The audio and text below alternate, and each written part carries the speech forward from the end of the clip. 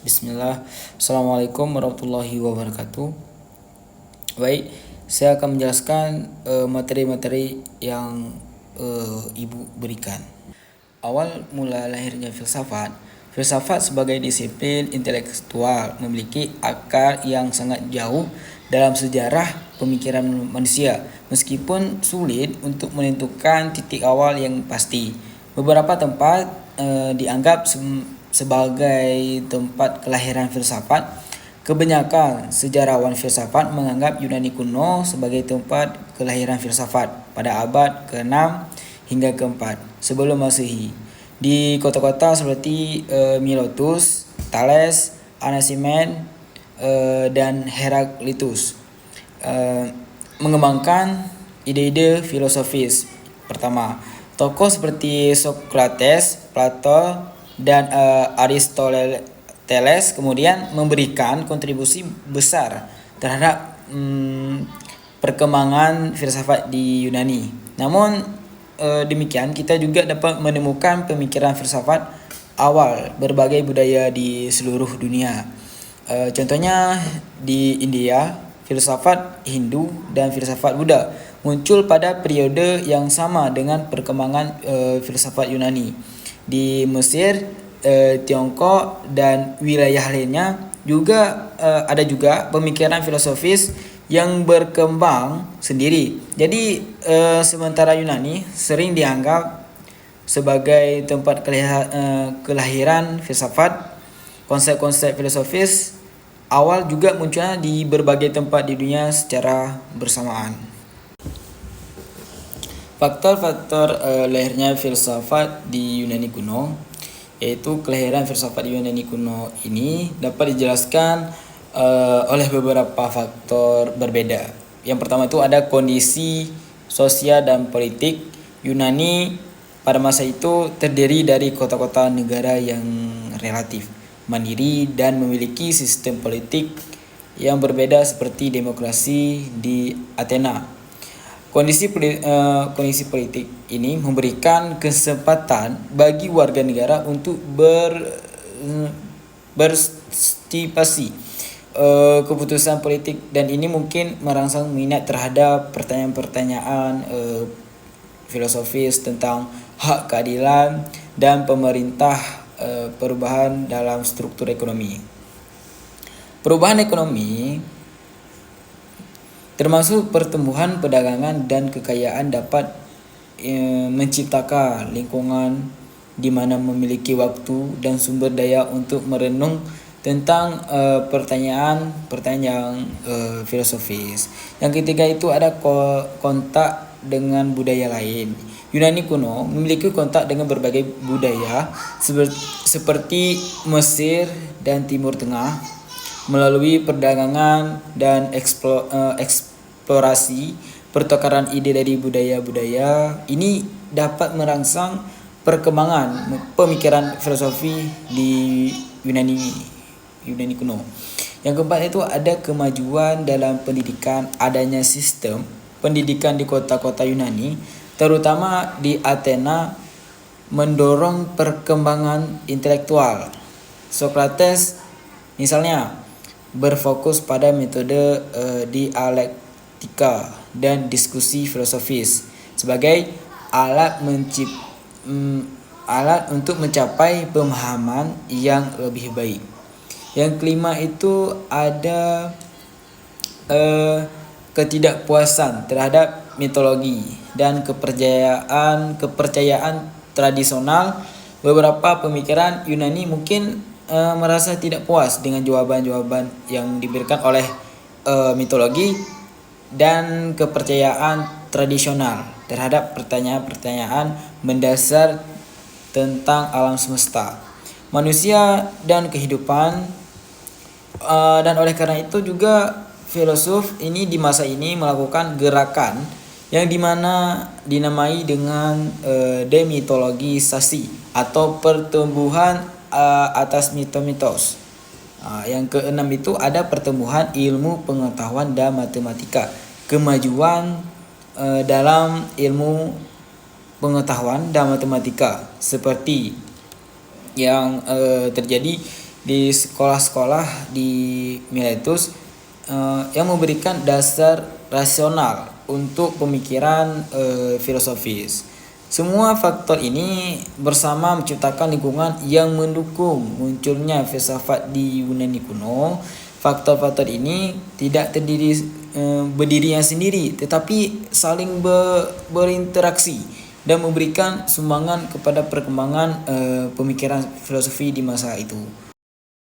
Filsuf Yunani para Sokrates. Sebagai munculnya Sokrates, ada beberapa filsuf yang dikenal sebagai pra-Sokrates yang memberikan kontribusi besar terhadap perkembangan filsafat. Ada beberapa diantaranya. Yang pertama itu ada Thales, hidup hingga kira-kira 624 atau sampai dengan 546 sebelum Masehi. Thales dianggap sebagai salah satu tokoh pertama dalam tradisi filsafat Yunani. Ia tertarik pada penyelidikan tentang asal-usul dan prinsip dasar alam semesta. Thales mencetuskan gagasan bahwa air adalah elemen dasar yang mendasari semua hal.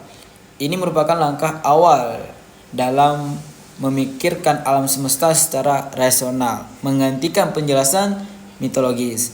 Yang kedua itu ada Anaximenes, ada juga yang kedua itu ada Anaximenes, hidup kira-kira tahun 610 sampai 546 Masehi. Anaximenes adalah murid Thales dan mengembangkan pemikiran filosofisnya sendiri. Ia dikenal karena merumuskan konsep apeiron atau tanpa batas sebagai prinsip dasar alam semesta. Anaximenes mencoba memberikan penjelasan yang lebih abstrak dan umum tentang alam semesta daripada Thales. Ia juga kosmologi dan evolusi. Yang ketiga itu ada Heraklitus, hidup kira-kira ada 535 sampai 475 Masehi. Heraklitus terkenal dengan konsep filosofisnya tentang perubahan yang terus-menerus dan logos rasionalitas atau hukum kosmik. Heraklitus mengajukan bahwa segala sesuatu selalu berada dalam keadaan perubahan, dan ia mengemukakan bahwa pemahaman rasional terhadap perubahan ini dapat ditemukan oleh logos. Yang keempat itu ada Parmenides, itu hidupnya kira-kira 515 sampai dengan 415 Masehi. Parmenides ini memberikan pemikirannya pada ide keberadaan yang tidak berubah dan abadi, menentang pandangan Heraklitus.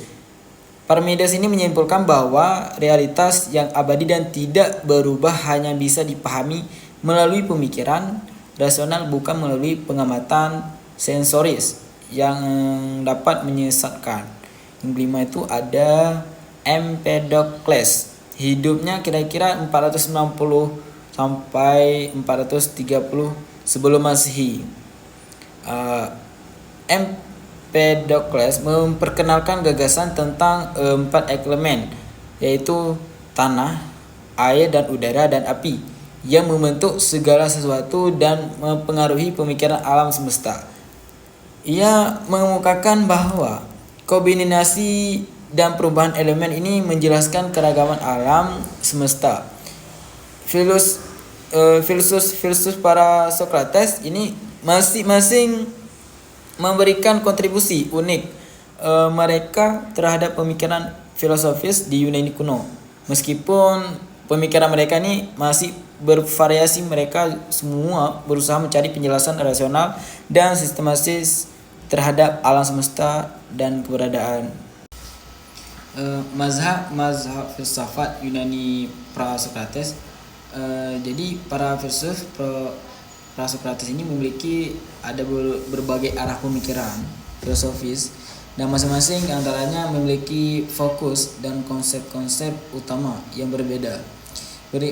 Ada beberapa gambar umum arah pemikiran filosofi itu. Yang pertama ada monisme Thales,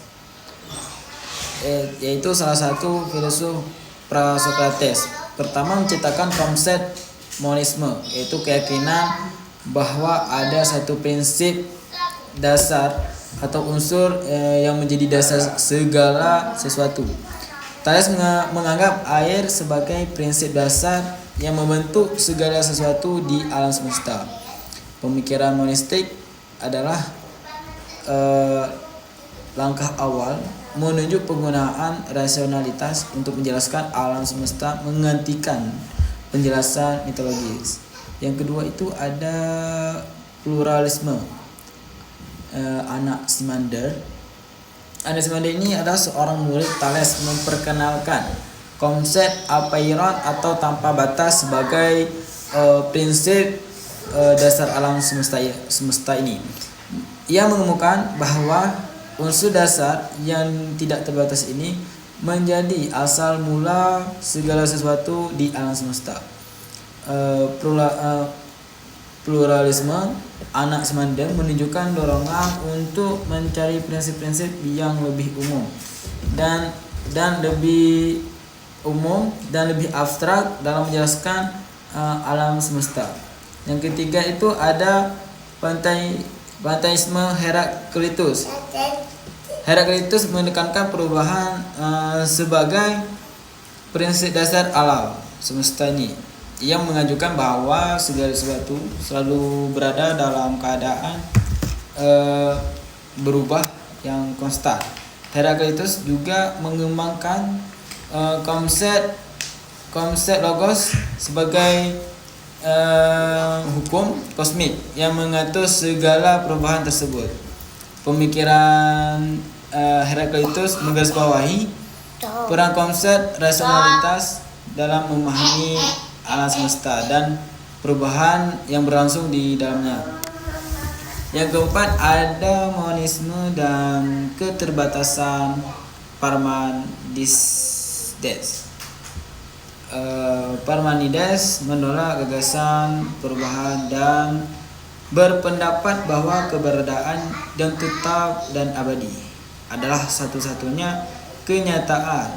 Ia memandang perubahan sebagai ilusi, walaupun pemikiran mungkin bertentangan dengan Heraklitus. Parmenides memberikan dorongan untuk refleksi lebih lanjut tentang sifat eksistensis dan realitas. Yang kelima ada pluralisme Empedocles. Empedocles yang mengembangkan konsep 4 elemen yaitu tanah, air, udara, dan api yang membentuk segala sesuatu di alam semesta. Ia juga memperkenalkan ide cinta dan pemusnahan sebagai kekuatan yang memengaruhi kombinasi elemen tersebut.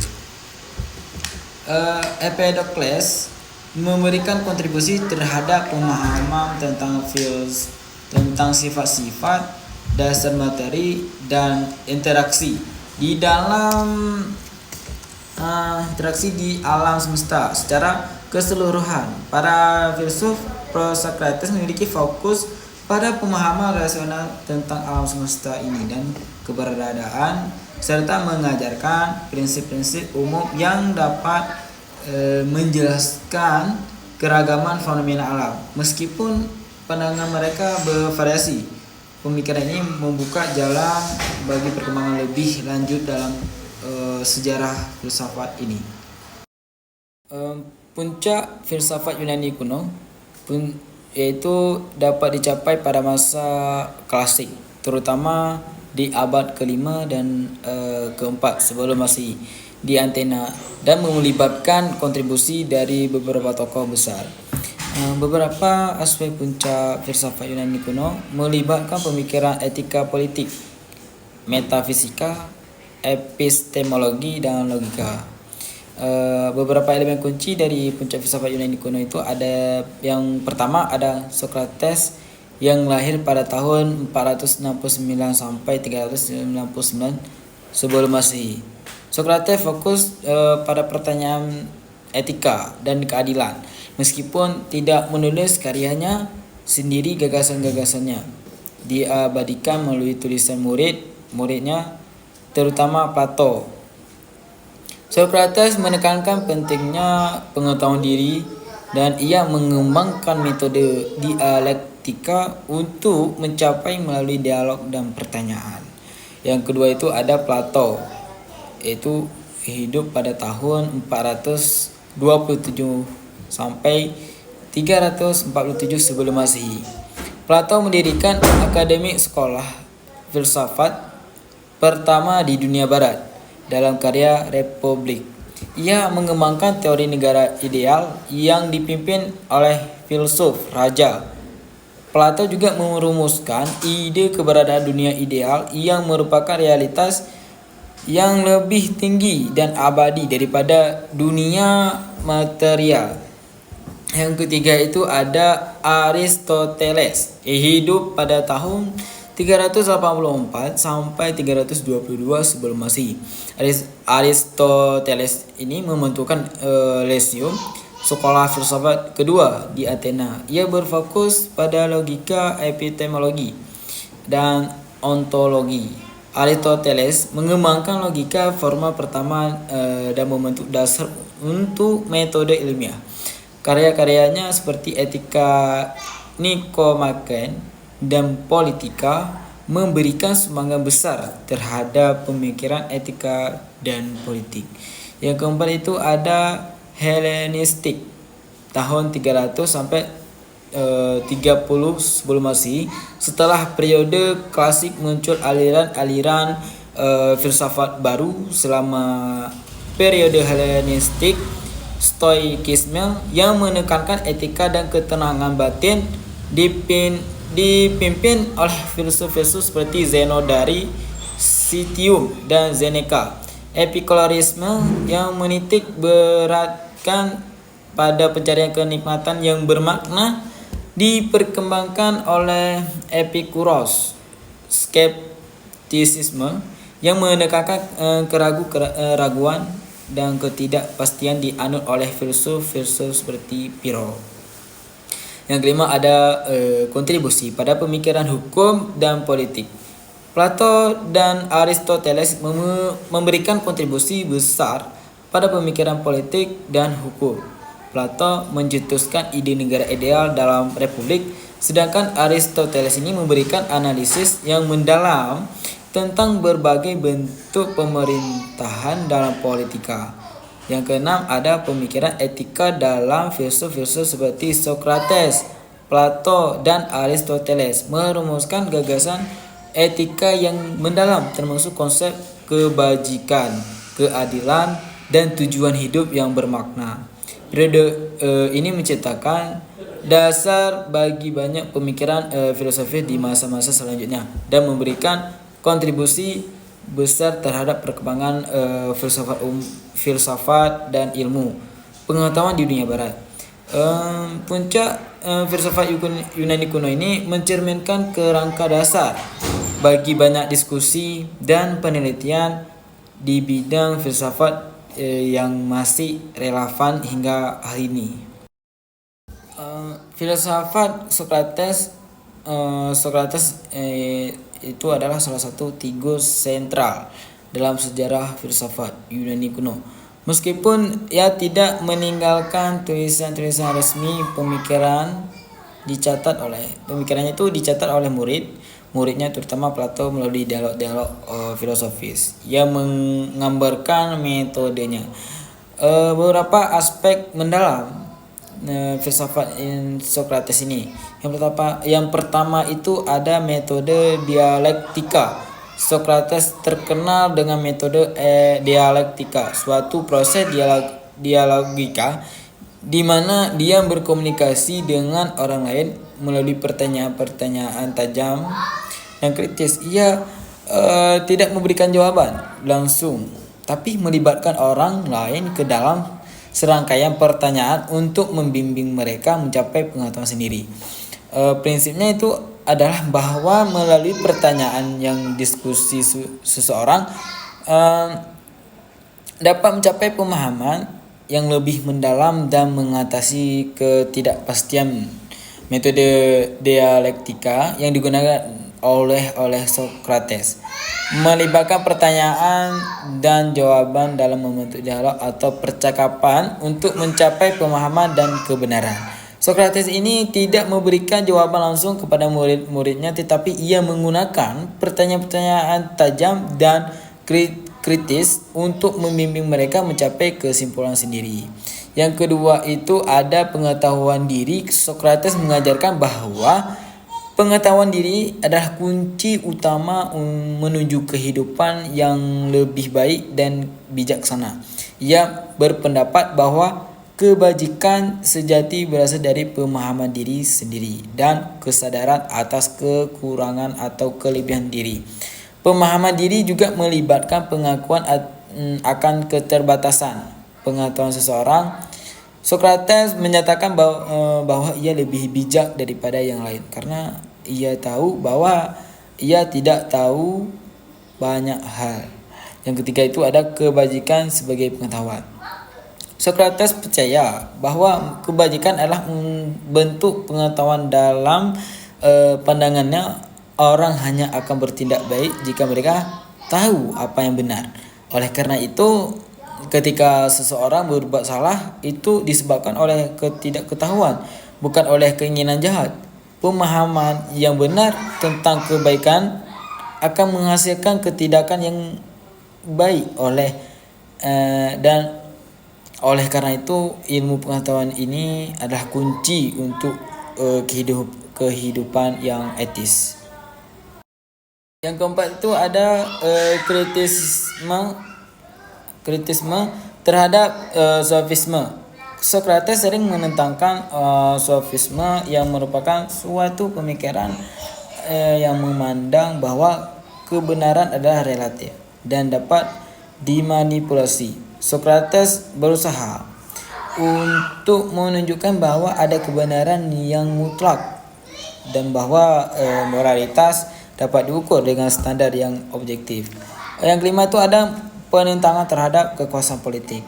Socrates ini menunjukkan penentangan terhadap kekuasaan politik di Athena, terutama terhadap demokrasi, meskipun ia hidup dalam sistem demokratis. Ia mempertanyakan apakah mayoritas selalu benar dan menyuarakan pandangan bahwa kebijakan lebih penting daripada pendapat mayoritas. Yang keenam itu ada pengorbanan diri. Pada akhirnya Socrates ini dihukum mati dengan minuman racun akibat dituduh menghujat para dewan dan mempengaruhi pemuda dengan ajarannya. Namun ia menolak untuk mengubah pandangannya dan memilih mati dengan pengorbanan diri sebagai bentuk teguh pada prinsip-prinsipnya. Filsafat Socrates ini memberikan kontribusi penting terhadap perkembangan Yunani dan menjadi fondasi bagi banyak pemikiran filsafat yang muncul kemudian. Pemikirannya tentang etika, pengetahuan diri dan metode dialektika terus mempengaruhi pemikiran filosofis dan etika di seluruh dunia. Selanjutnya ada filsafat Plato. Filsafat Plato ini adalah salah satu pilar utama dalam sejarah filsafat Barat. Dia adalah murid Socrates dan pendiri akademi sekolah filsafat pertama di dunia. Plato menyampaikan pemikirannya melalui dialog-dialog filosofis di mana karakter Socrates sering menjadi juru bicara ide-idenya. Ada beberapa gambaran mendalam tentang filsafat Plato. Yang pertama itu ada teori ide. Salah satu konsep utama Plato adalah ide atau bentuk. Plato meyakini bahwa dunia material yang kita lihat hanyalah bayangan di dunia ide yang abadi dan sempurna. Misalnya ada ide kebaikan, keadilan, dan bentuk-bentuk lain. yang merupakan modal utama dari segala sesuatu di dunia material. Plato menyatakan bahwa ada hierarki ide dengan ide, kebaikan sebagai yang tinggi, yang tertinggi memberikan kehidupan dan kebenaran kepada bentuk-bentuk lainnya. Yang kedua itu ada dunialisme duniawi. Plato membagi dua menjadi dua bagian, yaitu dunia material, yaitu dunia yang dapat dilihat dan diraba, dan dunia ide, dunia yang dapat diketahui oleh akal budi. Manusia mengalami dua dunia material melalui panca indera, tetapi pengetahuan yang benar dapat capai melalui akal budi dan rasionalitas. Plato memiliki gagasan yang dikenal sebagai gua platonik, adalah sebuah konsep yang muncul dalam karya Republik. Gua ini digunakan oleh Plato untuk menyampaikan metafora tentang proses pendidikan dan pemahaman. Metafora ini terkenal sebagai allegory of the cave dalam bahasa Inggris. Deskripsi allegory of the cave, gua dan tahanan. Yang tiga, alam dan keadilan dalam Republik. Dalam karya yang terkenal Republik, Plato menyajikan model negara ideal.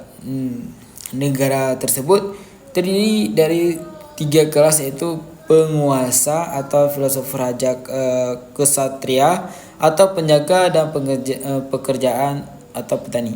Pemimpin diberikan pendidikan filsafat untuk memastikan keadilan dan kesejahteraan masyarakat. Yang keempat itu ada pendidikan dan filosofis.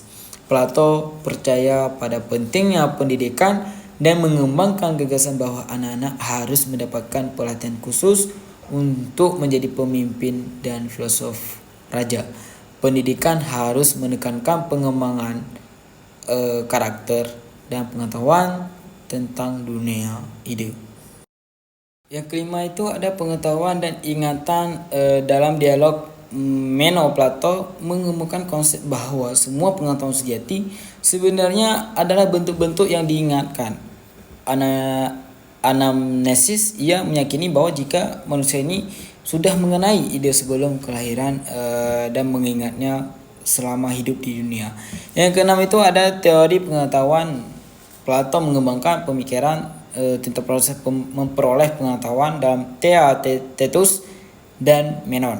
Menurutnya pengetahuan adalah keyakinan yang diikuti oleh penjelasan yang benar. Ia juga mengenali perbedaan antara opini, doxa, dan pengetahuan epistem. Yang ketujuh itu ada kritik terhadap seni dan demokrasi.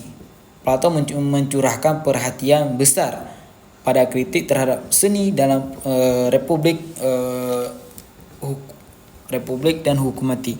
Sokrates, ia menganggap seni sebagai tiruan dari dunia material dan seniman sebagai orang yang tidak memiliki pengetahuan yang sejati. Plato skeptis terhadap dekromosi dan merasakan bahwa orang-orang yang kurang terdidik dapat membuat keputusan yang salah dalam urusan pemerintahan. Yang kedelapan ada teori jiwa dan kebajikan. Plato membagi jiwa manusia menjadi tiga bagian: roh atau spirit, menafsu, dan akal, dan budi. Kebajikan adalah keharmonisan antara ketiga elemen ini, dengan akal budi harus memimpin. Filsafat Plato mencakup berbagai bidang termasuk metafisika, epistemologi, etika, politik, dan estetika. Karya yang luas dan mendalam telah memberikan dampak yang signifikan, dan perkembangan filsafat barat dan pemikirannya masih terus diperdebatkan dan dipelajari hingga saat ini. Selanjutnya itu ada filsafat Aristoteles. Filsafat Aristoteles ini salah satu pilar utama dalam sejarah filsafat barat. Aristoteles adalah murid Plato dan guru dari Alexander Agung. Kontribusinya mencakup berbagai bidang termasuk etika, metafisika, epistemologi, politik, logika, dan ilmu alam. Ada beberapa gambaran tentang filsafat Aristoteles ini. Yang pertama itu ada metafisika. Aristoteles ini mengembangkan konsep heliomorphisme, yaitu gagasan bahwa segala sesuatu terdiri dari dua elemen materi dan bentuk. Materi adalah substansi yang mendasari, sedangkan untuk bentuk karakteristik adalah atau esensi yang membuat suatu benda menjadi apa adanya.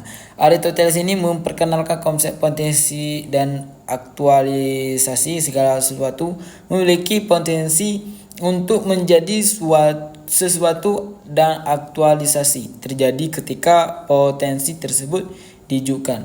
Misalnya, potensi seorang seniman menjadi seorang seniman yang sebenarnya.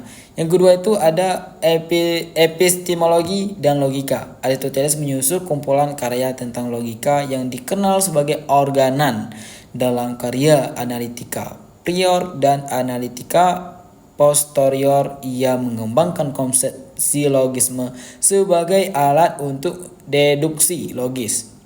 Aristoteles membuat banyak kontribusi penting dalam perkembangan logika, dan salah satu konsepnya yang paling terkenal adalah silogisme. Silogisme ini adalah suatu bentuk argumen yang terdiri dari dua premis dan sebuah kesimpulan.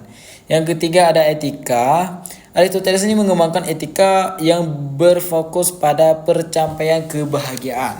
Ia berpendapat bahwa kebahagiaan dicapai dengan mencapai potensi terbaik manusia melalui praktik kebajikan dan hidup sesuai dengan akal budi.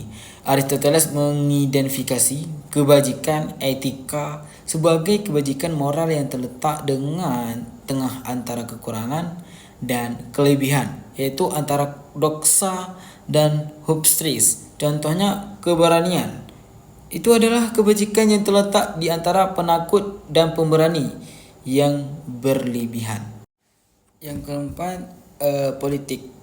Dalam karya Politika, Aristoteles merancang teori negara ideal yang dipahami oleh observasi terhadap berbagai bentuk pemerintahan pada zamannya, yang menunjukkan preferensi ini terhadap monarki konstitusional sebagai bentuk pemerintah yang paling baik. Aristoteles ini menganggap manusia sebagai makhluk sosial dan menyatakan bahwa masyarakat merupakan produk alamiah dari kebutuhan manusia dan hidup bersama. Ia mengembangkan konsep polis, kota negara, sebagai lingkungan sosial terbaik bagi manusia.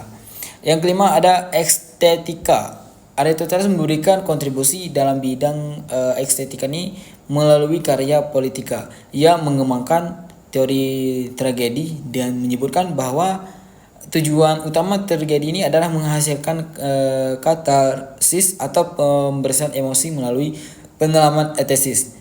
Yang keenam itu ada ilmu alam. Aristoteles menjadi pelopor dalam pengamatan ilmiah dan klasifikasi makhluk hidup. Karya Historia Animalium menjadi salah satu karya terawal dalam zoologi dan biologi komparatif.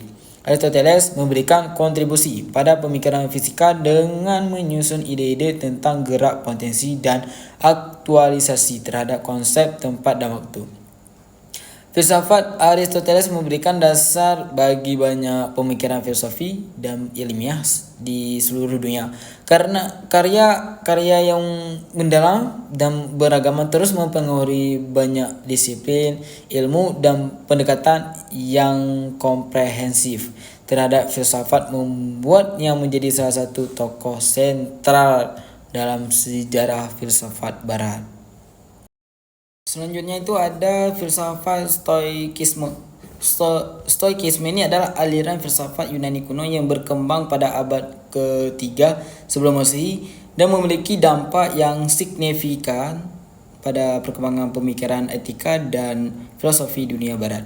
Berikut ada gambaran mendalam tentang filsafat Stoikisme ini. Yang Stoikisme ini berasal dari para Stoa, tempat berkumpulnya para filsuf di Athena, khususnya di Zenon. Dari Citium lahir pada tahun 334 sampai 262 sebelum Masehi, yang dianggap menjadi pendiri aliran ini. Stoikisme ini kemudian berkembang dengan kontribusi dari tokoh-tokoh seperti Cleanthes, Chrysippus, Seneca, Epictetus, dan Marcus Aurelius. Stoikisme mengajarkan bahwa alam semesta diatur oleh logos, suatu prinsip rasional atau hukum kosmik. Logos dianggap sebagai pemimpin utama dan penyelaraaan dari segala sesuatu dalam alam.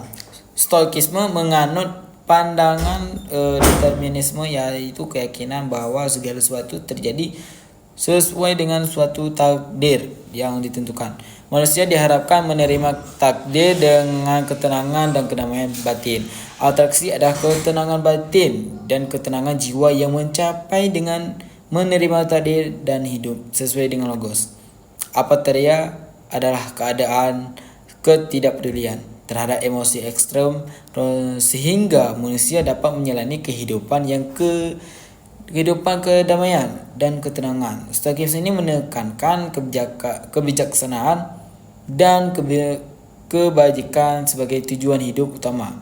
Kebajikan dicapai melalui perkembangan karakter moral dan akhlak yang sesuai dengan logos, termasuk kebijaksanaan, keberanian, keadilan, dan ketaatan. Stoikisme ini mendorong gaya hidup sederhana, dan kesederhanaan mereka meyakini bahwa kebahagiaan sejati tidak tergantung pada kekayaan atau kemewahan materi, melainkan pada kedamaian batin dan kebijaksanaan. Stoikisme ini menekankan keadilan diri dan pengadilan emosi. Salah satunya itu ada tokoh Stoik yang terkenal, yaitu Epictetus, mengajarkan konsep bahwa manusia dapat mengendalikan hanya pemikiran dan tindakan mereka sendiri. Segala sesuatu di luar kendali manusia, termasuk tubuh dan harta, harus diterima dengan bijak. Marcus Aurelius ini kaisar Romawi yang juga seorang Stoik yang menulis meditasi yang berisi pemikiran yang tentang filosofi dan etika Stoik. Karya mencerminkan pengalaman hidupnya dan berbagai ia menghadapi tantangan dengan prinsip Stoik. Filsafat Stoikisme menciptakan pandangan hidup yang menekankan etika, ketenangan batin, dan kebijaksanaan menghadapi berbagai aspek kehidupan. Pengaruhnya masih terasa dalam pemikiran etika kontemporer dan praktek psikologi kognitif, serta dalam berbagai aspek filsafat dan budaya kontemporer. Hanya ini yang bisa dapat saya jelaskan, lebih dari kurang saya mohon maaf. Wabillahi taufiq hidayah. Assalamualaikum warahmatullahi wabarakatuh.